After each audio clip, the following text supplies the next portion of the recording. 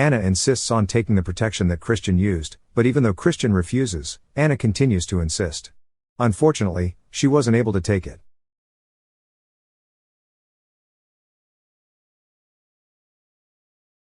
The movie begins with a woman waking up Christian Joel Nielsen, the curator of the ex-Royal Art Museum in Stockholm, and preparing him for his following interview. Later, Christian goes to Gallery 1 and meets Anna, the interviewer, who's a journalist. During the interview, they both seem to struggle. Anna starts the discussion by asking him about the biggest challenge in running a museum. Christian says it's the money.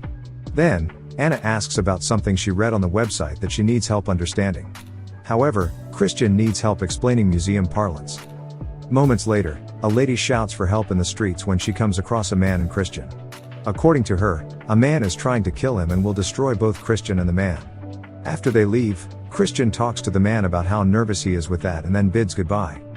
After the incident, Christian looks for his phone in his pockets and notices that his phone and wallet are missing, presumably stolen in a confidence trick. He then tries to borrow phones from strangers down the street, but unfortunately, he can't borrow one. Meanwhile, Christian is meeting with his colleagues and two journalists men. They're presenting what the square looks like and says that the exhibition will open on September 15th, and they have already done preparations for the exhibit. The two journalists in the meeting then express that it's a lovely project that raises important issues. Still, from a communications point of view, the values are too general, so they need to discuss the difference between art and marketing.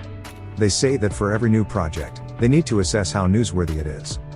The two journalists continue to say that they need to put a difference in this project for them to be able to cover it on the news. They explain that if not, they will be left with billboards only, causing them not to reach international attention. After the meeting, Christian goes to his office and tells his colleagues about losing his phone and wallet.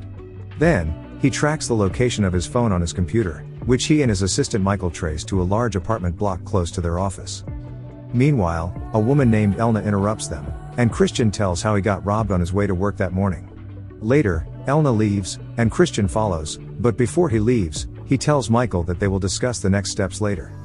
Moments later, Christian goes to a restroom and practices, reads his notes, and rules explaining the project. Then, he proceeds to present it in public. He then explains that the square will represent each of them helping each other. After his speech, he returns to his office and brings food to Michael, who's still tracing his phone. Michael then says they may need to find out which flat, but he's confident it's in that building. Then, he proposes writing a threatening letter, distributing it in the building, and putting it in all the letterboxes. They then start thinking of what they will write in the letter and say they should return his belongings to the 7-Eleven store near their office. When they finished, they printed it and started distributing it in the apartment. When they reach the building, Michael volunteers to watch the car leaving Christian to distribute the papers. However, Christian says people will recognize him because he's a public figure. So he tells Michael to do it because they won't know him. Besides, it's his idea. Still, Michael says he's not the one who got robbed and is only trying to help him, so Christian doesn't have a choice but to borrow his jacket and proceed with the distribution. Christian enters the building and starts distributing the letters in each apartment's mailbox. Meanwhile, Michael is left inside the car, sitting at the back, but when people outside try to open the trunk, he transfers to the driver's seat and locks the doors. Then, a man approaches him, asking him to drive the car. When Christian runs out of the apartment, the man starts to bang the car, so Christian instructs Michael to go immediately. Unfortunately, when Michael drives the vehicle, they accidentally hit on something. When Christian asks to pull over to check it, he looks disappointed. The following day, Christian goes to the 7-Eleven store where his phone will be dropped off and comes across a beggar asking for money. He then says he doesn't have cash but insists on buying her food. After he orders, he asks the crew if there's a parcel or letter for him. When the crew says there's none, he pays his orders and hands the food to the beggar. Later, he's again in an interview at ex-Royal Museum when a man in the audience keeps interrupting him. With continuous interruption, another man from the audience explains that this man is suffering from a neuropsychiatric disorder causing him to do involuntary movements. Christian then continues with the interview. After that, Christian sets up the SIM card he bought and cleans the scratches on his car. While doing so, he hears footsteps approaching him, so he immediately hides. After that, he calls someone he believes has called him multiple times. Later, he returns to 7-Eleven to pick up the phone package and finds his wallet untouched. Because of this, he goes to one beggar outside 7-Eleven and hands the cash in his wallet. Euphoric after the success of his plan, Christian goes to a party with Michael. On the other hand, a group of people is in the royal palace, where the former private quarters of the king and queen are next door, so they pop in and look. Meanwhile, Christian meets Anna again, waiting in line at the restroom. Moments later, they end up in Anna's apartment and find out she has a monkey pet. Then, they share intimacy in bed. After that, Anna insists on taking the protection that Christian used, but even though Christian refuses, Anna continues to insist. Unfortunately, she wasn't able to take it. Anna then returns to the bathroom holding a trash can, asking him to throw it away. Still, he refuses to do so, causing an argument, as she believes he doesn't trust her to dispose of the protection rather than take it. However, Christian still hands it to Anna and throws it in the trash can. The next day, Christian receives a phone call from a woman working at 7-Eleven saying that a parcel has come for him. He then said it must be a mistake because he had already picked up the package yesterday. Still, the woman says the parcel came just a little while ago, holding it as she speaks. Feeling strange about it, he asks the woman to open it. The woman then sees a note inside. It says that the man Christian accused of being a thief wants Christian to ask for an apology, or he will cause chaos with him. Christian then tells the woman that he'll pick up the parcel as soon as possible. In the office, the two journalists return to the building to discuss the project. They say that the project raises many interesting topical and humanitarian issues. Still, the challenge is that they're not competing with other museums but with disasters, terrorism, and controversial moves. So they then propose an idea that they need to harness social media attention with something other than the uncontroversial and bland artist statement. So they consider a depiction of violence to contradict the square's message, wherein they will need a blonde person to do it. Meanwhile, Christian calls Michael, but they ask Christian to join the meeting before they leave. He then goes inside, tells them to run their plan, and immediately leaves with Michael. Then, Christian returns and asks Nikki, one of his colleagues, if she has a driver's license. When she replies yes, he also asks her to come with him. The three then go to 7-Eleven. Michael picks up the parcel leaving Nikki inside the car. Meanwhile, in 7-Eleven, Michael meets the one who wrote the note to Christian, who appears to be just a child. The child asks for Christian and is mad because his parents think he's a thief.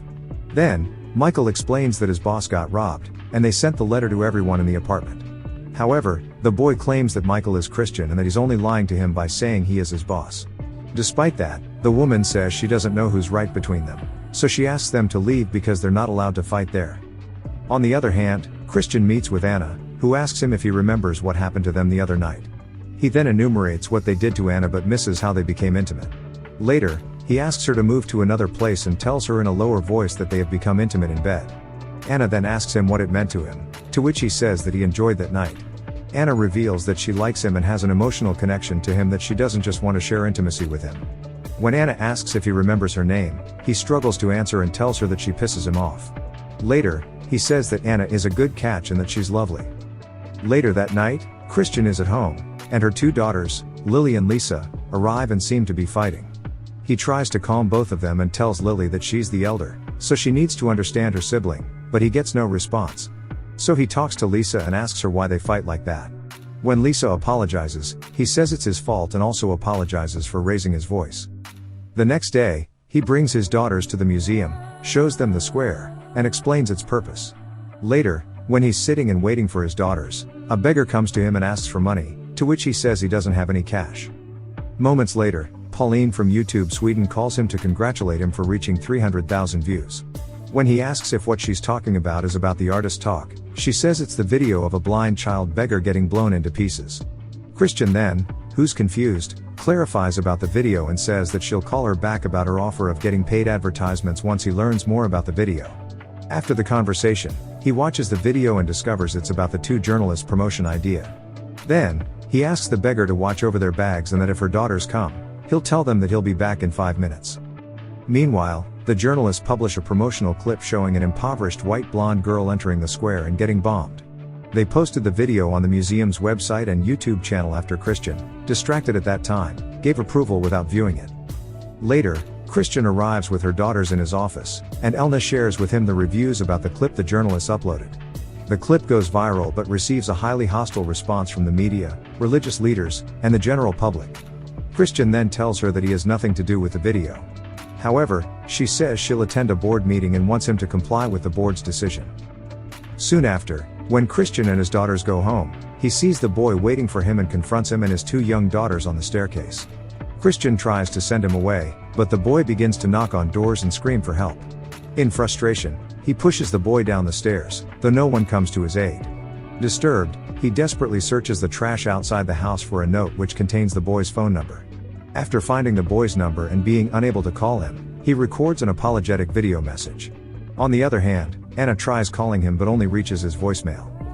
Later, in response to the video circulating on the internet, the museum arranges a press conference. Christian apologizes for causing this commotion, mainly because they mistakenly published the clip. He then states he violated protocol, therefore, he's stepping down as curator in mutual agreement with the board. He claims it's a unanimous decision between him, his management, and the board. Several journalists then attack him for stirring up cheap controversy with a tasteless clip. At the same time, others attack him for self-censorship because of his resignation. Days later, he finds the image of the project they wish to project in the magazine. Later that day, he attends a cheer dance competition with her daughters. Then, feeling guilty about wronging the boy, Christian drives to the apartment block several days later and tries to find him and his family. The movie ends with Christian talking to one of the residents in the apartment. The man says he knows the boy he's looking for, but he and his family have moved away. Thank you for watching. Subscribe for more videos like this to help the channel out. Have a nice day.